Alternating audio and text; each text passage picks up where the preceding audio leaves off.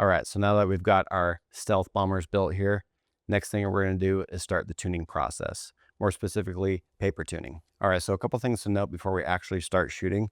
First thing is being that we want to make sure our bow is weighted down how we're actually going to have it out in the field hunting. So for me, personally, I like the Quivalizer. So I've got a full set of arrows here, obviously besides the one in the bottom here, which would be the one I'm shooting, right? And then next thing I'm going to try this year for my setup is having this Insta360 here mounted on the front of the riser, so it can kind of record my expressions and whatever's out in front of me. If I'm on a stalk or something and I shoot a buck, hopefully you'll be able to catch that on camera.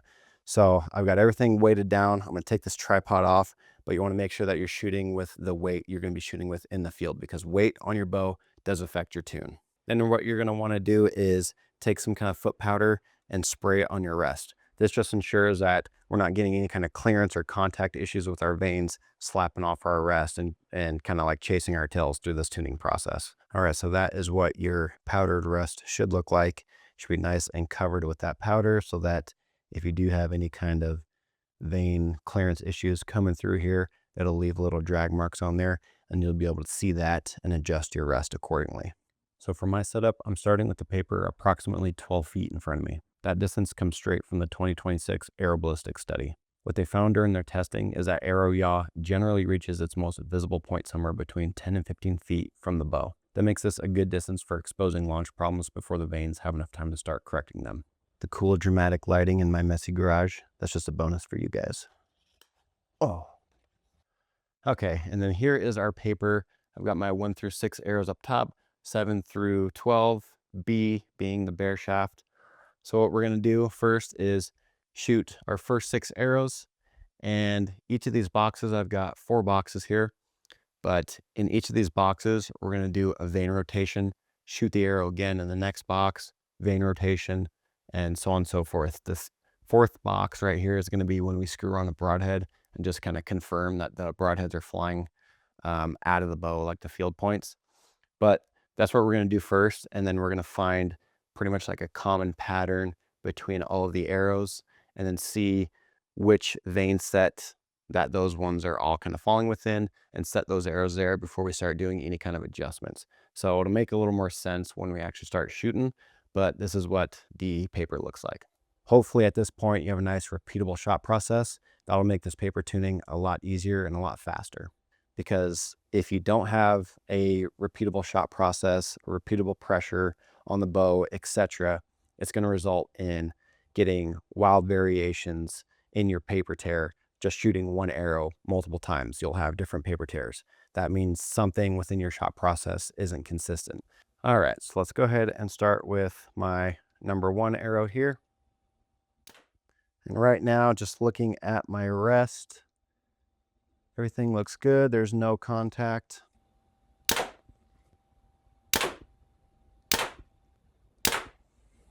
All right, so before we go down here and look, one other thing I did do before I started shooting was made sure I kind of had just a general center shot, which from Mathews, the arrow should be about 11/16 inch from the riser to the center of the arrow, and then the arrow should be going straight through the burger hole. So I made sure that my center shot was just kind of factory set, essentially.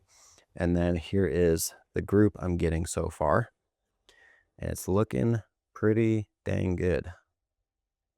I mean, just maybe minor tweaks, but we're not going to change anything yet.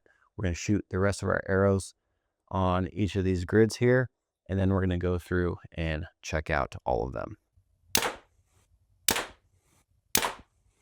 All right, so here's our first batch of 6 arrows through each of their vane rotation.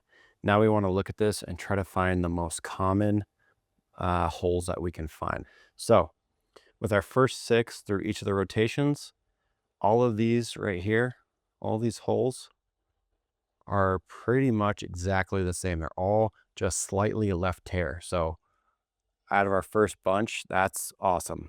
So with that Mathews, I can adjust the limbs a little bit, but just to make my life a little bit easier, I'm going to adjust the rest a little bit. And I think with this adjustment, I have to go to the right just ever so slightly, and that should bring them all back into center. But this is pretty much what we're going to do with the rest of the arrows here.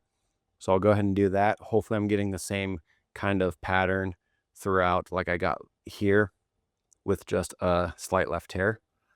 So let's go ahead and shoot these and then we can make the adjustment. One thing I'm going to do here is that as I'm shooting the arrows through the vein rotations, if I happen to get the same exact shot with just a slight left tear, I'm just going to leave that vein right there and kind of cheat it and shortcut it just a little bit. Because I mean, it kind of makes sense. If you just shot an arrow and you're getting that same exact tear, you know, why go through a few more vein rotations when you've got, you know, the same exact tear that you're looking for. So that's how I'm going to treat my 7 through 12 arrows, and we'll see how it goes. Okay, now here is the result for the next batch. So like I mentioned, out of the gate, this one had a slight left tear, so I just stopped it right there. Again, that one's very similar to these ones here, so why shoot two more when I've got the same one up here? Number 8, I had to shoot every time. Number 8, I think this one's probably the best. 9, again, I landed really good right off the bat. Yeah, I think the second one here. 11, that was good right off the bat. And then my bear shaft, number 1, was the best. So now that I've got my consistent tear through all of my arrows, I'm going to go through and switch all of my arrows to these rotations right here. And then what I'm going to do is make just a little tweak to the rest. And then I guess I'll probably shoot them all on this bottom box. And then maybe I'll shoot something over here with those broadheads. Okay, so back at the rest here. Since I have a slight left tear, I need to move my rest a little to the right. So I've got the Hamskea Epsilon rest with a little micro adjust. So let's go a little to the right. And I don't think I need very much, so a little is a lot. And again, when you're adjusting your rest, make any elevation change first before you make any left and right adjustment to your rest. Okay, so here are the final shots. I got a little messy because I ended up moving the paper a little bit to see the target behind a little bit better. So here are the final shots for 1 through 6. Let's see, not terrible. They're all looking still pretty good. We got a couple little iffy ones, like this one looks a little knock high. I might go back and double check number 3. So I got a little messy down here. Let's see, this is 7, 8, 9, 10, so 7. And even 7 looks a little messy. I might have to clean that one up.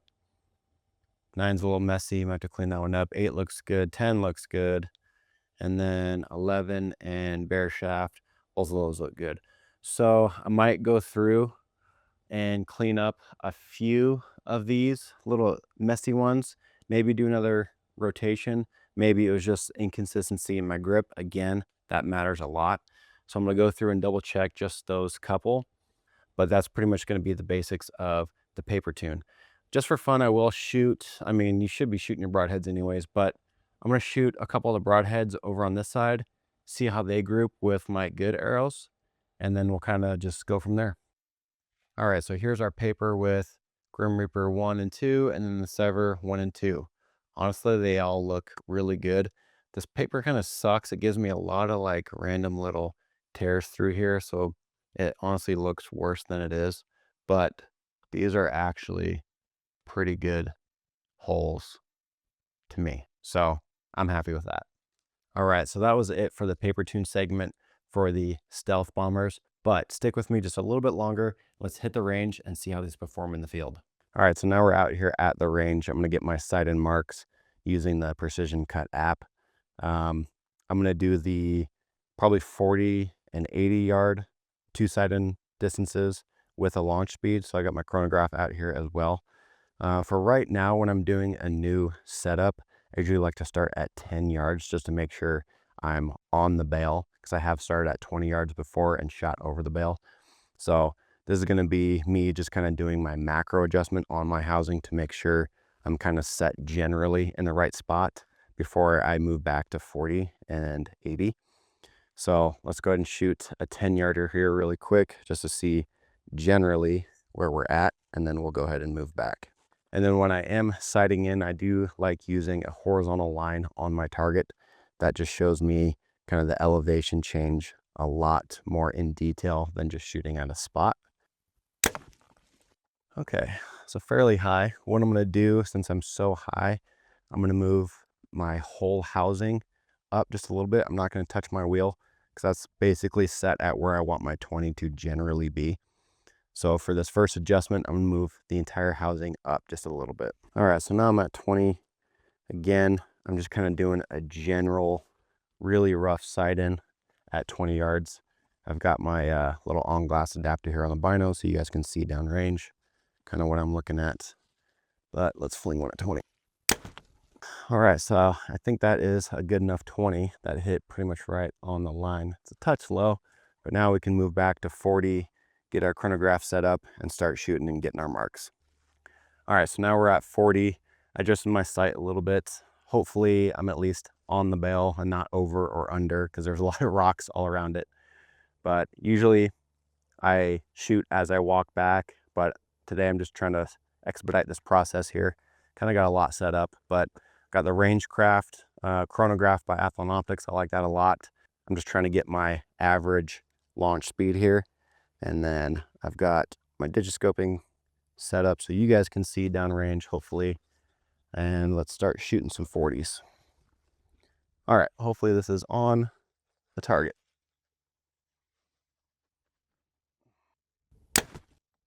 Oh, okay, I kind of jumped there a little bit because I was a little nervous to miss this, but a little low from the line, so not terrible.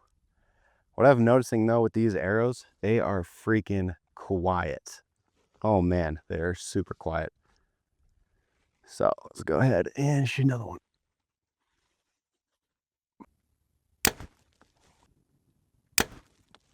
The nice thing is I have my old sight tape here on my wheel still. So I'm gonna reference these marks when I go to measure out the gaps. The wind is kind of picking up a little bit, which sucks. A little high, might have made too much of an adjustment because that was a pretty good shot. All right, that one's on the tape. All right, so we went and grabbed our first batch. Let's go ahead and shoot another round here.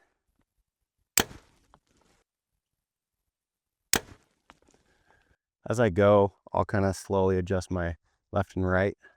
Right now, I'm not too concerned about it because it is a little breezy, but I think I will make that adjustment here in a minute. Let's shoot one more.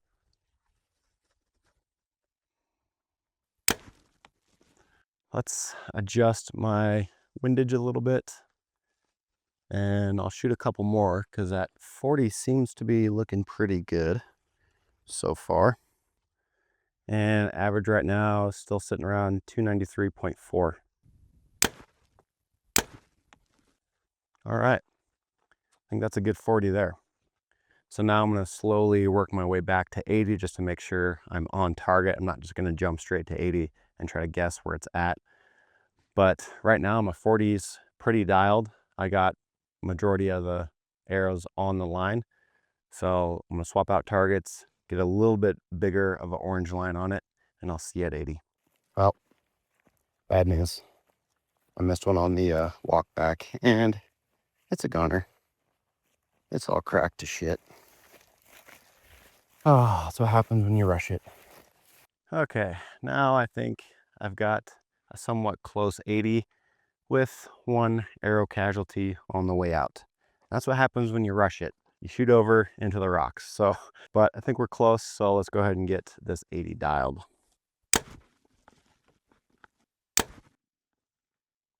All right, we're next to it, so let's make the adjustment. Let's go down maybe 2 yards. Oh, that one at the last second, I kind of broke down my shot and then it went off. So I think that one hopefully still hit the target.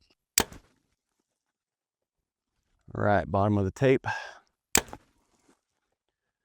Right next to it. So let's make just a little more of adjustment.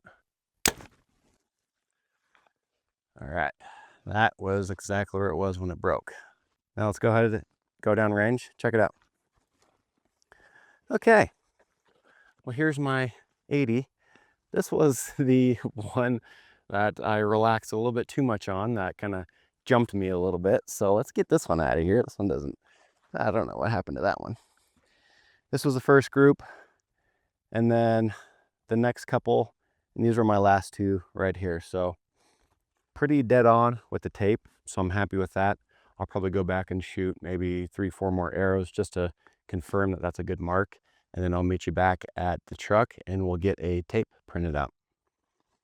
I forgot something, guys. I forgot that we're gonna shoot our broadheads. I'm gonna shoot 2 of the Sevrs, 2 of the Grim Reapers. What I'm suspecting is that the Sevrs should fall pretty dang close to where the field points are landing. If not, maybe a touch lower. But I think these Grim Reapers, I have shot these before and I want to say they do kind of dive down, they kind of plane down because there's so much surface area with these. But this is what I'm actually going to base my tape off of. And I think I'm going to go with the Grim Reapers this year. So I'm going to double check my 40 and 80 with these Grim Reaper practice heads. I think it's going to be a little low on both. The launch speeds should be about the same. So I'm not worried about the launch speed, but I'm probably going to have to get just slightly different marks at 40 and 80 with these Grim Reapers. But these are the ones I'm going to use this year. So we're going to see how they do at 80 yards. All right. Not sure if you guys will be able to see that over my shoulder, but I'm going to try to get a slow motion of these arrows in flight. So the first one up is the first Sevr.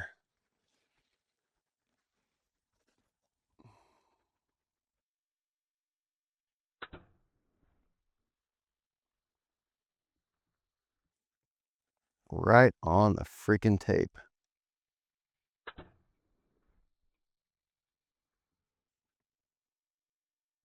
And where'd that one go? Freaking right next to it. Both favoring bottom of tape, but tape is tape, so those are awesome. Next up, we're going to shoot the Grim Reapers.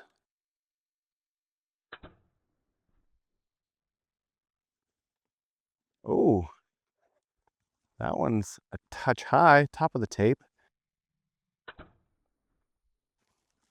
That one broke clean, and that one is a little high too. Wow, that is honestly really surprising.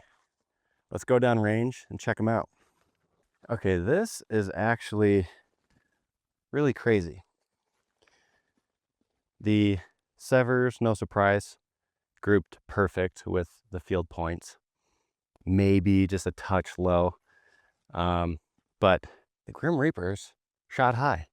And if anything, these are much bigger of a broadhead than these Sevrs are, catching a lot more wind, a lot more drag. I thought for sure they were going to impact like down here. So that's never happened to me before with them shooting both high. Maybe both those shots were me, I don't know. I'm going to go shoot 40, shoot 80 again with these Grim Reapers, and I'm going to see how they group. But there you go, there's the broadheads. If I was hunting antelope, I would stick with these Sevrs because, again, in the study, they proved to be the quietest and best grouping with the field points.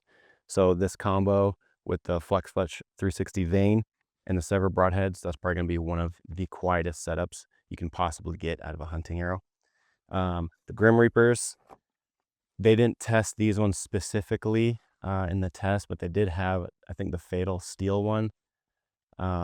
And those ones didn't do the best when it came to drag and noise and everything. But for me in my situation, I just absolutely love the Whitetail Specials.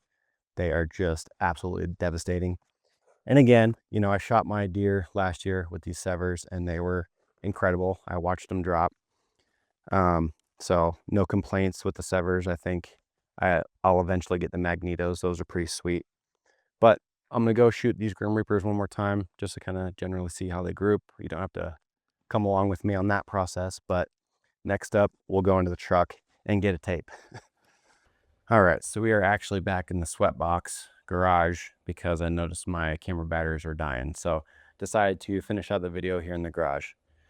So what I had done so far was I took off the wheel that I was shooting with out at the range and I laid it flat here. Again, this is just one of the old tapes I used with a different arrow set. So I just kind of referenced these marks off of this tape. So let's go ahead and open up my phone here and we'll jump into the Precision Cut app. Let me start a screen recording. Okay, so here is my bow setup here at the top. I've already kind of got that preset with all the measurements. So we're going to go ahead, add an arrow, describe the arrow. This is going to be the Stealth Bomber. Let's see, average weight 423.4. 423.4, create arrow. Now we've got the Stealth Bomber. Let's go ahead and hit sight in. Density altitude, I think for my location is roughly 4408. For the sight in method, we're going to do the launch speed and 2 marks. The launch speed, we got an average of 293.3. 293.3. For range 1, we'll do 40, and we did 80. For the range marks, you can pretty much do it however you want as long as there is at least 10 yards between each range that you're going to shoot at. I find that starting at 40 yards and shooting either an 80 or an 100-yard mark kind of gets me the most accurate tape, because at closer distance, if you're off a few yards or whatever, you're not going to notice that change. But once you get out to like 40, 50 yards and then you're shooting out, 80, 90, 100 yards, that's where you really get to kind of fine tune your adjustment during the sighting process. So that's why I do 40 and 80. We're going to measure with the caliper. So for this process, again, you're going to need this caliper and then the gaps between the sighting marks in inches. So let me look back at my notes here.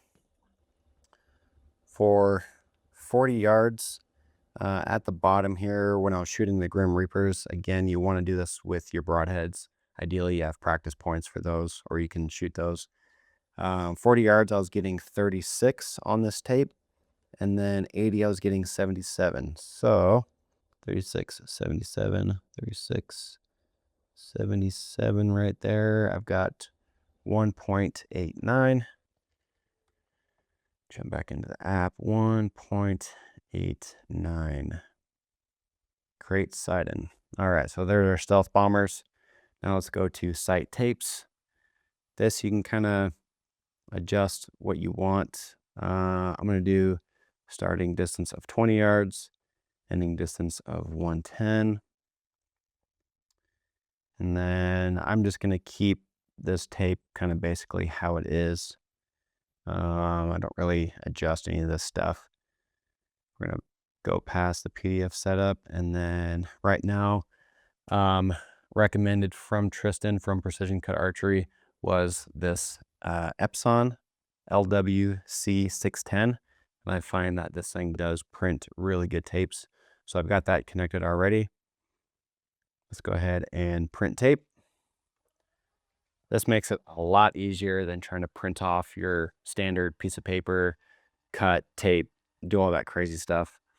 This thing just prints out your tapes super quick and easy. So we'll let that print.